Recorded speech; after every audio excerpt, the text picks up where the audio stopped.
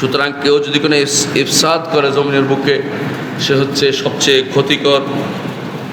ক্ষতিকর কাজ করেছে এবং মানুষের জন্য বসবাসের উপযোগী উপযুক্ততা নষ্ট করে দিয়েছে। বিভিন্নভাবে সেটা হতে পারে। শান্ত একটি দেশের প্রতি কেউ আক্রমণ করলো, সেটা হতে পারে।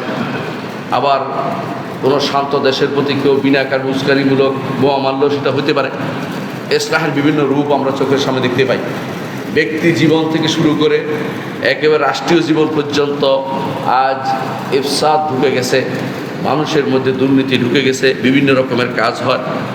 যেটা হয়, যারা এই ইফসাদের কাজ করে এদের মধ্যে সবচেয়ে উপরে হচ্ছে কাফেররা ইফসাদের কাজ করে। কাফেররা ক্ষতিকর জিনিস সবসময় করে। মুহাম্মদ রাসূলুল্লাহ সাল্লাল্লাহু আলাইহি সাল্লাম এবং তার সাথীরা মক্কা থেকে হিজরত করে মদিনায় চলে গেলেন, যে সেখানে গিয়ে আল্লাহর দ্বীন প্রতিপালন করবেন। কিন্তু মক্কার যারা কাফের তাদের সেটা সহ্য হলো না, কারণ তারা মুফসিদ, তারা ক্ষতি করে। এই জন্য তারা 400 কিলোমিটার দূরে গিয়ে তাদের হিংসার বশীভূত হয়ে মুহাম্মদ রাসূলুল্লাহ সাল্লাল্লাহু আলাইহি ওয়াসাল্লাম তার সাথীদের বিরুদ্ধে যুদ্ধ করতে নেমে গেল।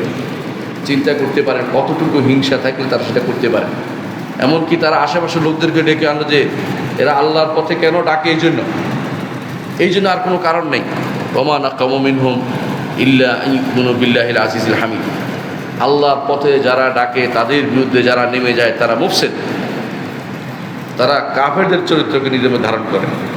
এই কাফেরদের চরিত্র ধারণ করেছে। দেখেন কীভাবে তারা মুহাম্মদ রাসূলুল্লাহ সাল্লাল্লাহু আলাইহি ওয়াসাল্লামকে 400 মাইল দূরে গিয়ে 400 কিলোমিটার দূরে গিয়ে তাদেরকে আক্রমণ করে বসেছে। এরা চায় না আপনি ভালো থাকেন। আপনার ঘর যদি কোনো ভালো থাকে এদের কষ্ট লাগে। আপনার ঘরের ভিতরে কীভাবে ফাসাদ ঢুকাইতে পারে এরা সবসময় চিন্তায় বিভোর থাকে।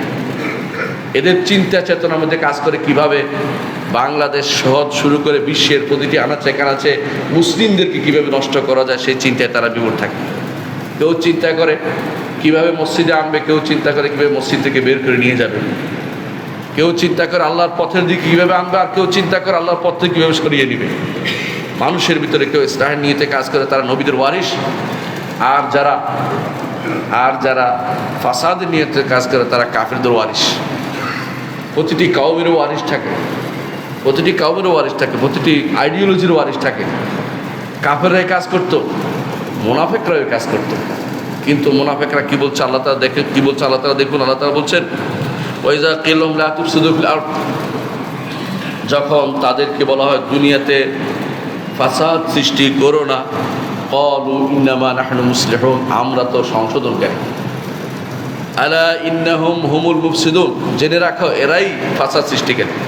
ওয়ালাকিন লা ইয়াশউরুন, কিন্তু তারা বুঝছে না। সূরা বাকারার 11 এবং 12 নম্বর আয়াতে আল্লাহ সেটা বলেছেন।